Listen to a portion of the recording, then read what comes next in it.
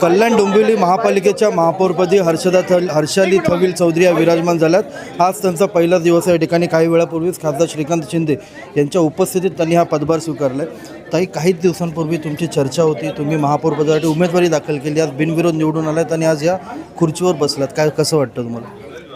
खरं तर हा जो मला मान मिळाला आहे हे आमचे लाडके उपमुख्यमंत्री शिंदे साहेब, खासदार श्रीकांत शिंदे साहेब, आमदार विश्वनाथ भोईर साहेब, जिल्हा प्रमुख अरुण मोरे साहेब, गोपाल लांडगेजी साहेब, रवी पाटील साहेब शहर प्रमुख यांच्यामुळे हा जो मला मान मिळाला आहे, ह्या सगळ्यांचे प्रथमतः मी सगळ्यांचे मनपूर्वक धन्यवाद करते।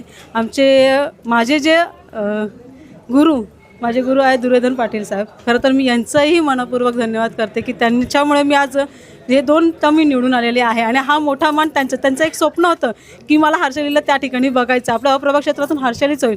आणि हा आनंद तुम्ही बघू शकतात की मोठ्या संख्येने माझे कार्यकर्ते इथे उपस्थित आहे। हा आनंद गगनात मावण्यासारखा नाही आहे।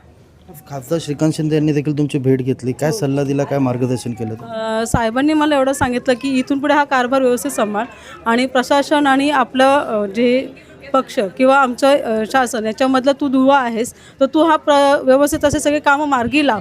ज्या मेन मला त्यांनी मार्गी लावायला सांगते, आरोग्य, शिक्षण आणि महिलांचे जे सक्षमीकरण ते करायचं आहे, घनकचरा, पाणी, ह्या विकासांवरती मला त्यांनी मूलभूत सुखसुविधा आहेत त्याहीवरती लक्ष देण्यासाठी केंद्रित केलेलं आहे। महापौर म्हणून पहिलं काम काय करणार आहात तुम्ही? महापौर म्हणून माझं एवढंच असेल, जी कामं आजपर्यंत प्रशासनाने जी 5-6 वर्षाचा कालावधी गेला, जी प्रशासनाने आजपर्यंत कामं जी रखडलेली आहेत ती कामं मला त्या पुश करायची आहेत पुढे, की ती कामं मोठ्या जोमाने आता चालू करायची आहेत। मोठ्या प्रमाणात प्रशासन कुठेतरी प्रशासकीय राजवटीमध्ये मनमानी करत असल्याचा आरोप होत होता। नगरसेवक देखील अनेकदा तक्रारी करत होते की प्रशासन दुर्लक्ष करतं, प्रशासन ऐकत नाही।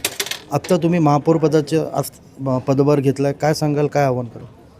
खरी गोष्ट आहे, कारण की आम्ही जेव्हाही येत होतो, मी एक नगरसेविका म्हणून मी जेव्हा येत होती, प्रशासनाची आम्हाला टाळाटाळ असायची, प्रशासन त्यांची मनमर्जी करत होता। पण आता प्रशासनाने एवढंच लक्ष ठेवा की आता इथे तुमची मनमर्जी चालणार नाही, इथे आम्ही आता नगरसेवक आहे, महापौर आहे, उपमहापौर आहे, यांनी त्या एवढं लक्ष केंद्रित करावं की आता इथे कोणतीही त्यांची मनमानी चालणार नाही।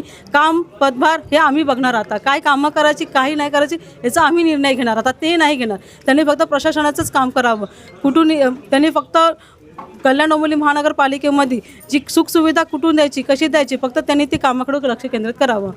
दुसरीकडे आपण जर बघितलं तर ठाणा झालं, बदलापूर, उल्हासनगर या सगळ्या ठिकाणी सध्या महिलांना महापौर पदाची संधी मिळाली आहे। कल्याण डोंबिवलीत देखील महिलांना संधी मिळाली, कसं पाहता याकडे? यासाठी तर आमचे उपमुख्यमंत्री जी लाडकी बहीण योजना, साहेबांनी खरंच लाडक्या बहिणींचा मान सन्मान आज ठेवलेला आहे। प्रत्येक ठिकाणी त्यांनी महिलांना पहिले दिलेलं प्राधान्य, जशी महिला आहे, महिलेला आज जो मान सन्मान भेटतोय तो खरंच साहेबांचं मी धन्यवाद करते की साहेब हा तुम्ही आम्हाला मान सन्मान दिला आहे, याचं नक्कीच आम्ही कुठेतरी मोठ्या प्रमाणात सोनं करण्याचं एक संधी मिळाली आम्हाला। एकंदरीत आपण जर पाहिलं तर सध्या हर्षाली थविल यांचं अभिनंदन करण्यासाठी या कार्यालयात मोठ्या प्रमाणावर गर्दी उसळून येते। त्यामुळे निश्चितच येत्या भविष्यात हर्षाली थविल कसं काम करतात, प्रशासनाचा गाडा कसं हाकतात हे पाहणं देखील तितकंच महत्त्वाचं ठरणार आहे। अभिजित देशमुख, जिल्हा वार्ता, कल्याण। जिल्हा वार्ता, जनतेचा आवाज।